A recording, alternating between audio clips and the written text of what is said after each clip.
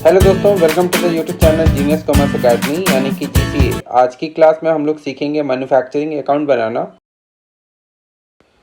Manufacturing account generally उन organisations के लिए होता है जहां पर फैक्ट्री के अंदर कुछ प्रोडक्शन चल रहा हो। एक एग्जांपल से इसको अच्छे से समझते हैं। मान लीजिए एक सेलर है जिसका नाम है मिस्टर ए, या फिर आप ऐसे मान लीजिए कि ये एक बिजनेसमैन है जिसका नाम है mister A. Mister A finish goods को खरीदता है और उसको बेचता है। जैसे कि हम लोग नॉर्मल देखते हैं दुकानों में कि दुकान में रेडीमेड सामान खरीदते हैं और बेचते हैं, थोड़ा बहुत उसमें चेंजेस करके लेकर आते हैं। तो ऐसे केस में मिस्टर ए को बनाना होगा trading account, profit and loss account और बैलेंस शीट। बात यहाँ पर आपको शायद समझ में आ गई होगी कि अगर सिंपली हम कोई सामान खरीदते हैं, उसमें थोड़ा बहुत फेरबदल करते हैं और फिर उसको बेच देते हैं। जैसे कि अगर हम लोगों ने एक बोरा सामान खरीदा, एक पैकेट 20 kg का, और उसको फिर छोटे छोटे पैकेट्स में बदल कर बेच दिया, तो यहाँ पे भी हम लोगों को trading account, profit and loss account और बैलेंस शीट ही बनाना होगा। लेकिन अगर हम लोग रॉ मटेरियल लेकर आते हैं, उसको फिर फिनिश गुड्स में कन्वर्ट करते हैं और फिर उसको बेचते हैं, तो ऐसे केस में आपको मैन्युफैक्चरिंग अकाउंट भी बनाना होगा, इसके बाद ट्रेडिंग अकाउंट बनाना होगा, प्रॉफिट एंड लॉस अकाउंट बनाना होगा और बैलेंस शीट बनाना होगा। तो एक ऐसा एंटरप्राइजेस या फिर एक ऐसा बिजनेस जिसके यहाँ पे मैन्युफैक्चरिंग का काम चल रहा है, फैक्ट्री है, तो वहाँ पर मैन्युफैक्चरिंग अकाउंट बनता है।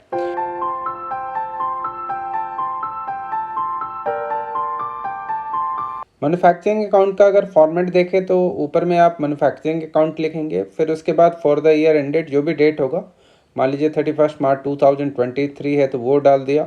एक तरफ डेबिट, एक तरफ क्रेडिट, और अमाउंट पर्टिकुलर्स और पर्टिकुलर्स अमाउंट ये तो रहता ही है। तो मतलब टी शेप में बनता है, यानी कि नॉर्मल लेजर जैसा होता है वैसे ही बनाएंगे। यहाँ पर भी हम लोग ट्रेडिंग अकाउंट की तरह ओपनिंग स्टॉक लिखेंगे, लेकिन ध्यान ये रखना है कि यहाँ पर ओपनिंग स्टॉक रॉ मटेरियल का होना चाहिए, मतलब कच्चे माल का होना चाहिए, और उसमें अगर कोई फेरबदल होता है तो उसको हम लोग बोलते हैं वर्क इन प्रोग्रेस। तो यहाँ पर रॉ मटेरियल और वर्क इन प्रोग्रेस का यहाँ पर आपको ओपनिंग स्टॉक लिखना है, फिनिश गुड्स का ओपनिंग स्टॉक नहीं लिखना है। इसके बाद जैसे मैंने यहाँ पे ये डेटा वगैरह ले लिया है, 40,000 50,000 का डेटा ले लिया, वैसे ही अपने मन से ले लिया है। इसके बाद अगर रॉ मटेरियल परचेज करेंगे तो वो परचेज यहाँ पर आपको लिखना है, और अगर उसमें से कोई रिटर्न होगा तो उस रिटर्न को भी यहाँ पर आपको माइनस करके दिखाना है। मान लीजिए 40 का परचेज किया, 2 का रिटर्न इनवर्ड नहीं आउटवर्ड था ये, ठीक है, तो रिटर्न आउटवर्ड परचेज रिटर्न होता है। इसके अलावा फैक्ट्री के अंदर जितने भी खर्चे होंगे उन सभी को यहाँ पर आपको लिखना है। फैक्ट्री के अंदर रॉ मटेरियल को फिनिश गुड्स बनाने से संबंधित जितने खर्चे होंगे उन सभी को यहाँ पर आपको लिखना है। मतलब मैन्युफैक्चरिंग अकाउंट के डेबिट साइड में रॉ मटेरियल को खरीदने, उसको फैक्ट्री के अंदर लाने और रॉ मटेरियल को फिनिश गुड्स में कन्वर्ट करने में जितने भी खर्चे होते हैं उन सभी को मैन्युफैक्चरिंग अकाउंट के डेबिट साइड में लिखेंगे। तो जैसे कि प्रोडक्टिव वेजेस हो गया, कैरेज का मतलब किराया होता है, स्टोर्स कंज्यूम्ड का मतलब ये हो गया पैकिंग का कोई सामान है, या मशीनों को साफ वाफ करने के लिए, या फिर मशीन को चलाने के लिए ऑयल वगैरह चाहिए, तो वो मटेरियल स्टोर्स कंज्यूम्ड हो गया यहाँ पर।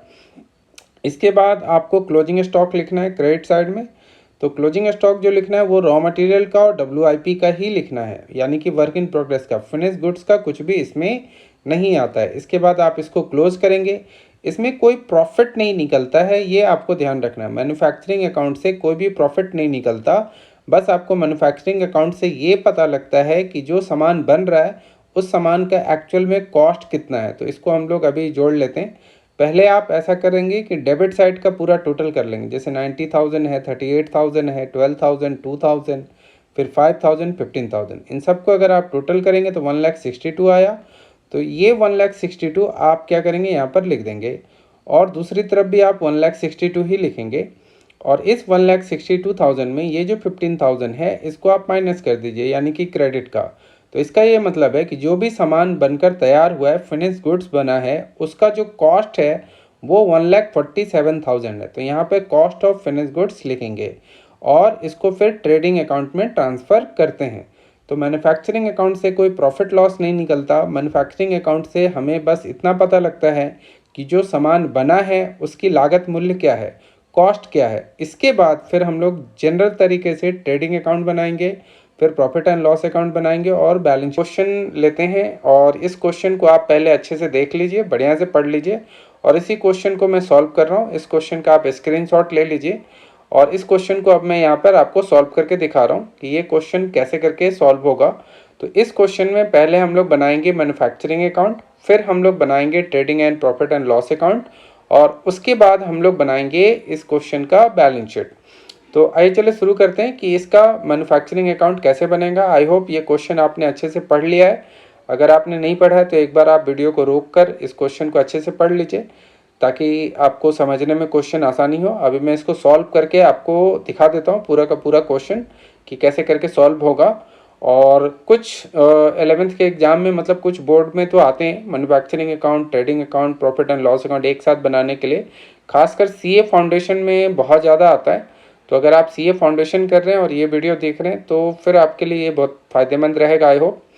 तो आइए चले जानते हैं मैन्युफैक्चरिंग अकाउंट। ये मैंने इस क्वेश्चन का मैन्युफैक्चरिंग अकाउंट ड्रॉ कर लिया है।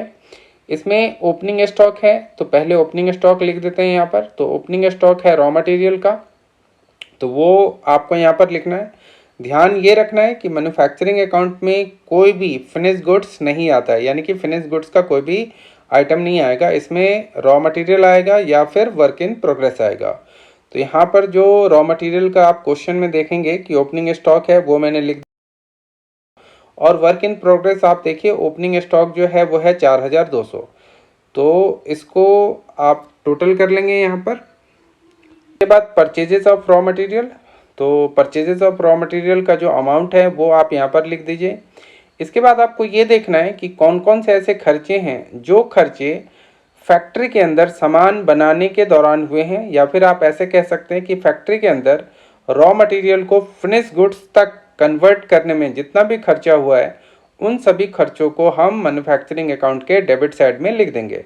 तो इसीलिए मैंने यहाँ पे वेजेस भी लिख दिया है। वेजेस जनरली ट्रेडिंग अकाउंट में आता है, लेकिन चूंकि एक मैन्युफैक्चरिंग कंसर्न है तो ऐसे केस में वेजेस जो है वो मैन्युफैक्चरिंग अकाउंट में ही आएगा। ये मान के चला जाएगा कि ये जो मजदूरी लगी है वो फैक्ट्री के अंदर लगी है। लेकिन अगर केवल ट्रेडिंग अकाउंट बनाना होता तो वेजेस फिर ट्रेडिंग अकाउंट में ही आता। ठीक है, तो ये एक कॉमन सा आप अंदर ध्यान रखिएगा। यहाँ पर आपको ये देखना है इंश्योरेंस। जैसे मैं यहाँ पर जो इंश्योरेंस लिख रहा हूँ तो क्वेश्चन में आप देखेंगे क्या कि इंश्योरेंस में लिखा हुआ है कि 1/3 इंश्योरेंस जो है वो ऑफिस का है और बाद बाकी इंश्योरेंस जो है वो फैक्ट्री से संबंधित है। आप क्वेश्चन को ध्यान से देख लीजिए। तो इसीलिए यहाँ पर मैंने इंश्योरेंस का 2/3 जो है वो डेबिट में लिखा है, वो फैक्ट्री से संबंधित है। फिर मैंने आपको ये कहा था कि मैन्युफैक्चरिंग अकाउंट में केवल क्लोजिंग स्टॉक ही आता है।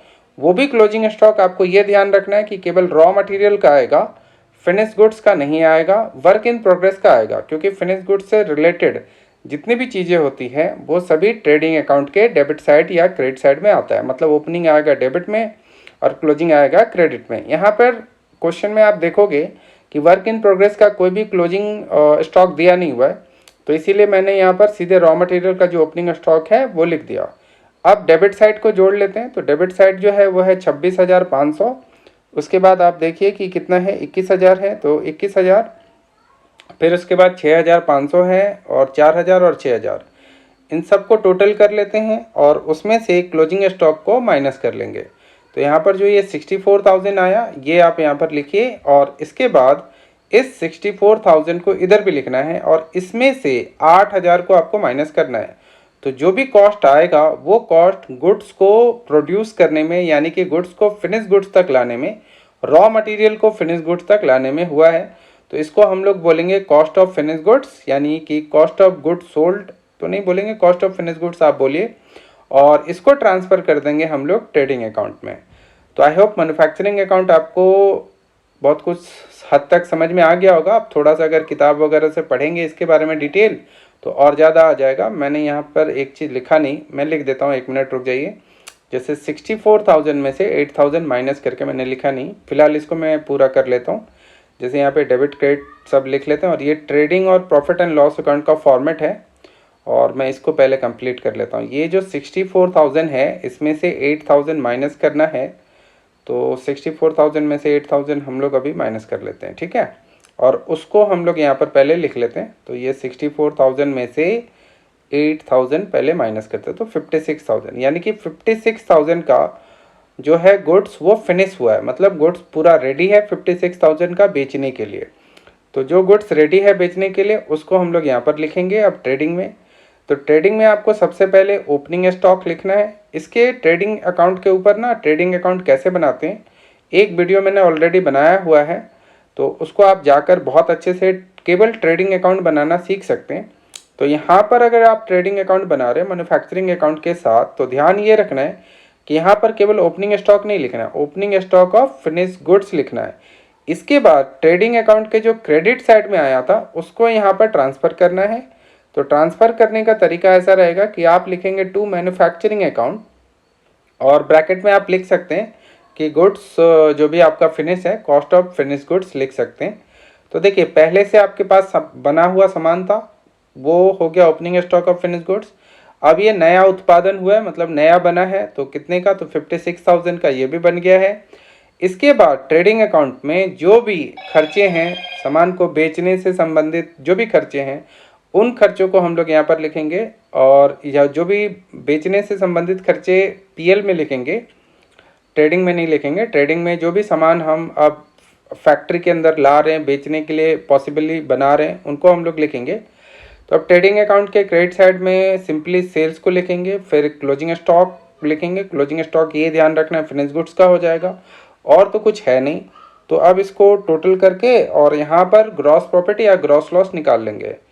तो एक बात आपको ये ध्यान रखना है कि जब कभी भी आप मैन्युफैक्चरिंग अकाउंट और ट्रेडिंग अकाउंट बना रहे हैं, जिस क्वेश्चन में आपको मैन्युफैक्चरिंग अकाउंट और ट्रेडिंग अकाउंट दोनों कहेगा बनाने के लिए, तो उन क्वेश्चनों में जो है ट्रेडिंग अकाउंट बहुत छोटा सा बनेगा, ये आप ध्यान रखना, क्योंकि ज़्यादातर आइटम जो है वो मैन्युफैक्चरिंग अकाउंट में ऑटोमेटिकली आ जाता है।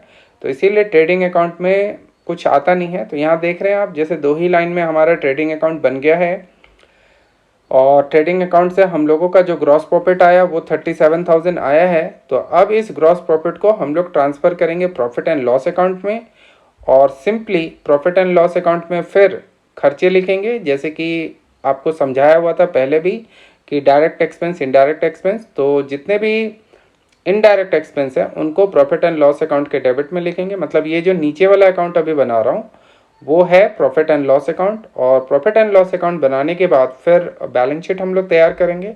तो बैलेंस शीट तो आपको आता ही होगा। इस वीडियो को बनाने का मेन ऑब्जेक्टिव था कि आपको मैन्युफैक्चरिंग अकाउंट कैसे बनता है वो बताना। तो आई होप वो तो आपको समझ में आ गया होगा।